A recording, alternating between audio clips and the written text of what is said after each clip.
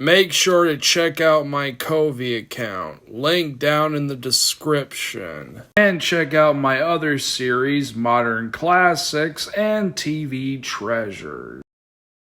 Hello, I'm Henry R. What the hell? Godzilla! He's destroying the city! If only there was something to appease him!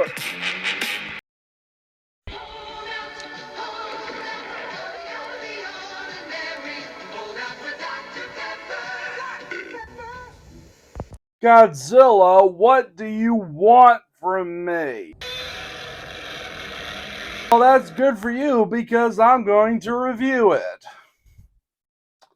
Cue that intro. Can't be done, I tell you. Can't be done.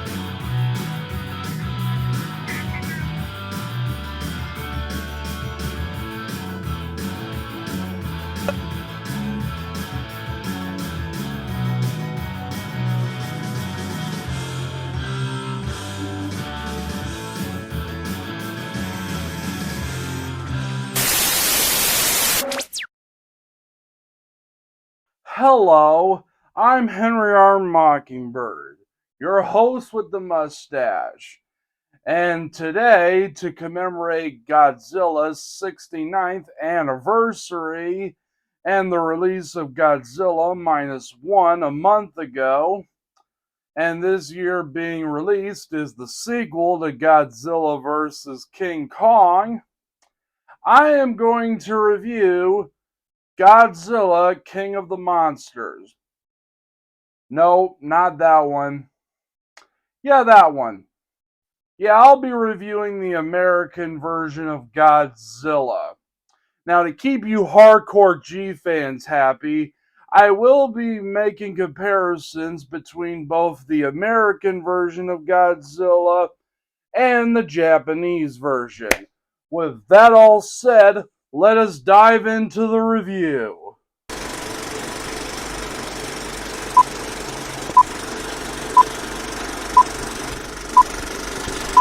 A 400-foot dinosaur-like beast awakens from his underwater hibernation due to an atomic bomb off the coast of Japan and goes off and attacks Tokyo.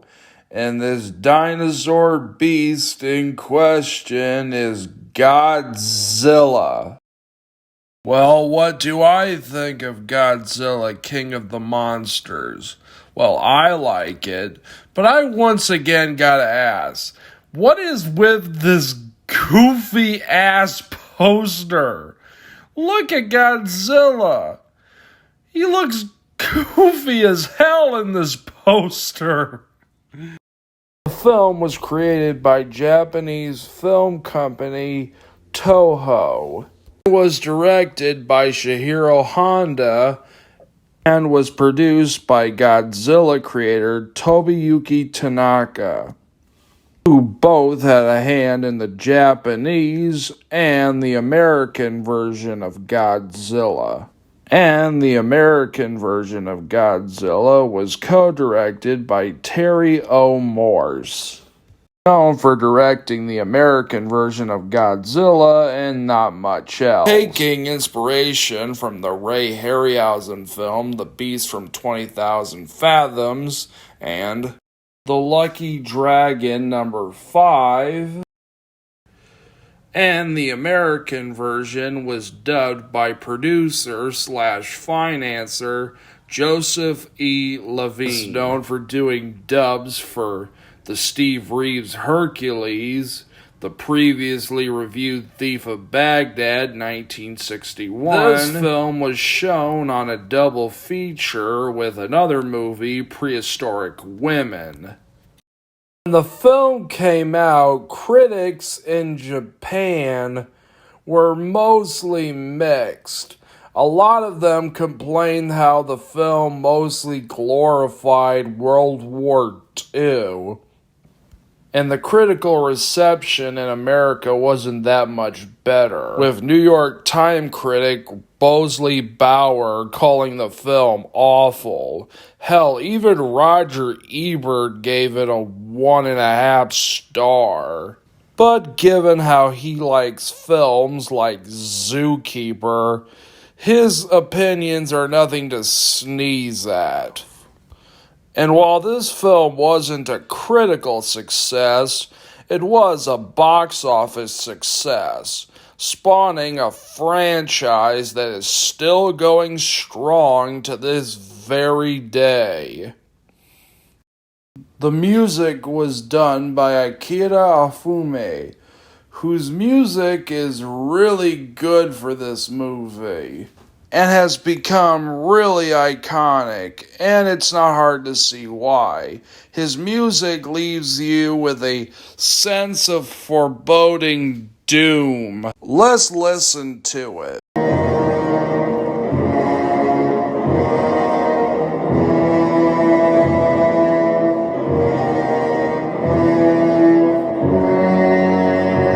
The second bit of music is just iconic as the first, and has become Godzilla's theme song. Let's listen to it.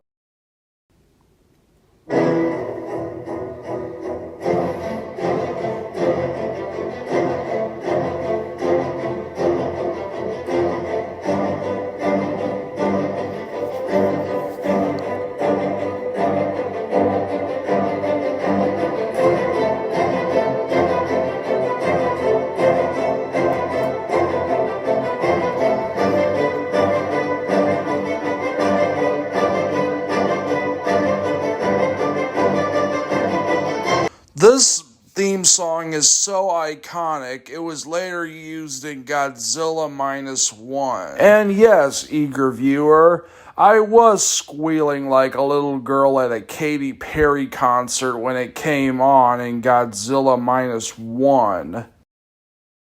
We open the film with all the destruction that Godzilla has caused. More on that later. We cut to a hospital where we see a bunch of people have been injured because of it. Now, this is where I come with the comparison. See this little girl here?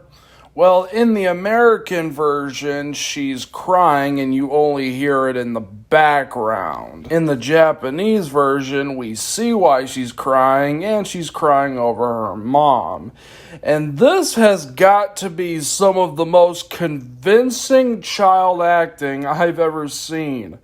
I could have sworn the directors must have told her real mom died. That is how good it is. We also see some of the injured people, and we see the reporter, Martin, being dragged into the hospital. I'll touch a little bit more on him later in the review. Meanwhile, we cut back in time to see Martin on his way to Cairo, but lands in Japan. Also cut to a ship and a bunch of sailors getting blown up by what looks like a nuclear bomb. In the Japanese version, this is how the movie opens. Cut back to Martin, who's going to meet a friend of his, but then his friend ends up sending someone else.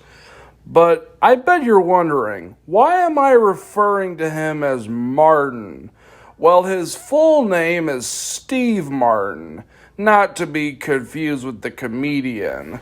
He's played by Raymond Burr, who's really good in this movie. Raymond Burr previously played the villain in Alfred Hitchcock's Rear Window. And he does a really good job playing Martin in this movie. Yes, I will still be referring to him as Martin.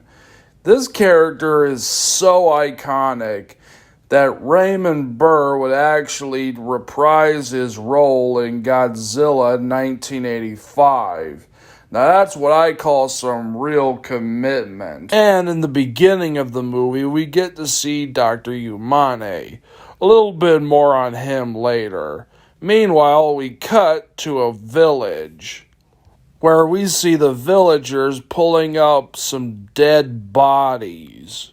Dr. Umane and Martin go to the island to investigate. And woo-wee! The Japanese version of Mr. Nosy Bonk is a lot weirder than I thought it was.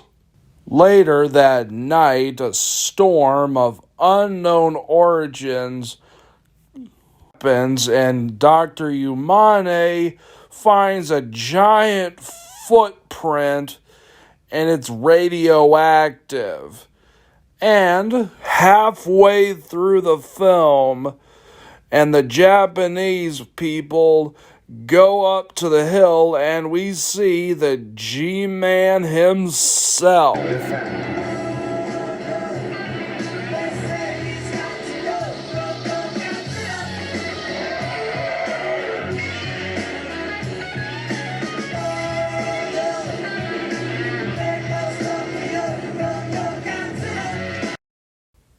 We cut back to Japan, where we see Dr. Umanle tell the Japanese government just what in the hell is going on and what is this creature they just witnessed. He pretty much tells them that this creature, who they refer to as Godzilla, who they named after the legend, or maybe it's because it's the title of the movie, and is said to be 40 feet tall, even though in the Japanese version he was 460 feet tall, but never mind that. Martin goes to call his friend, whose name is Dr. Zarazawa, who I'll talk more about him later. You know what? Screw it. I'll talk about him now. He's actually engaged to Emiko, who he takes her to his lab to show him an invention he's made. And it's so horrific that she screams and she can't even look at it. I'll get more on that invention later, but for now, the Japanese military is throwing bombs to make sure Godzilla never makes it to Japan, while Japan is celebrating.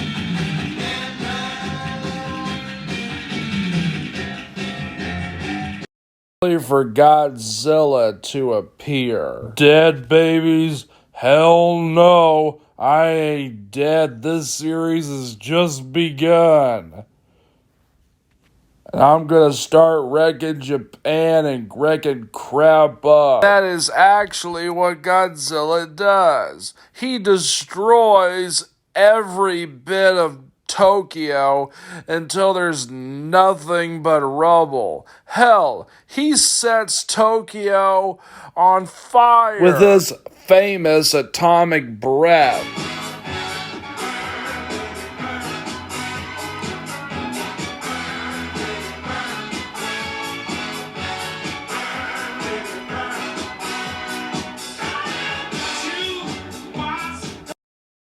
I'm going to talk about the effects for Godzilla, but before I do, I want to talk about his roar. His roar has become so iconic. Let's listen to it.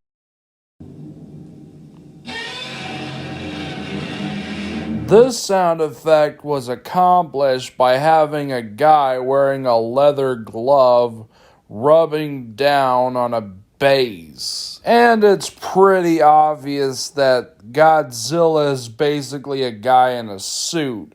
What you may not know is that the guy who had to wear the damn suit was sweating his ass off and he couldn't see Dak the suit squat. And all the effects for Godzilla was done by Akira Watanabe, who would later go on not only to do several effects for the Godzilla films, but many other Toho movies. Anyways, let's go back to the story. We cut back to the hospital where we see a bandaged Martin, And Emiko tells him and her friend her little secret. It turns out Dr. Zarazawa's invention, which is called the oxygen destroyer, which can kill anything when it's in water and rips all the oxygen out until it's nothing but bone. They go to Dr. Zarazawa to ask him if they could use the oxygen destroyer. Dr. Zarazawa is very hesitant at first, but once he sees all the pain and suffering Godzilla caused across Japan, as well as all the wounded ones, and seeing children singing, is enough to convince him that to use the oxygen destroyer. But he pretty much said that this is the only time the oxygen destroyer could be used. So to make sure no one else can use it, I'm going to spoil the ending of the movie. So if you don't want this movie spoiled for you, skip to this time code to hear my final verdict. We see Dr. Terazawa taking the oxygen destroyer where Godzilla lays, in the ocean. And Dr. Terazawa decides to sacrifice himself. And Godzilla dies with him. Oh no! I have so many more cities to demolish. No!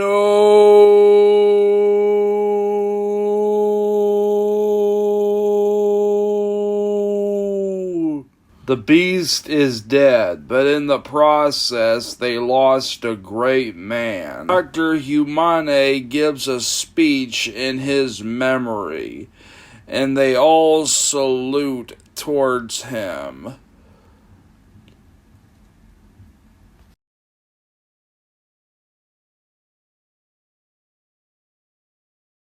Do I have any problems with this movie? Well, one, the way they use Martin during the rampage. They have him narrate over the rampage as if we, the audience, can't see it for ourselves. Did the American film distributors think that we American audience couldn't see what was happening on screen? This movie is amazing. It started a whole franchise and a whole genre, and pretty much changed monster movies as we know it. For that, I give it 5 gold stars. Well, that's pretty much all I have to say about Godzilla, King of the Monsters. Well, what'd you think of my review, Godzilla? I'm glad you approved of it. Well, until the next review, I'm Henry R. Mockingbird, your host with the mustache, signing off.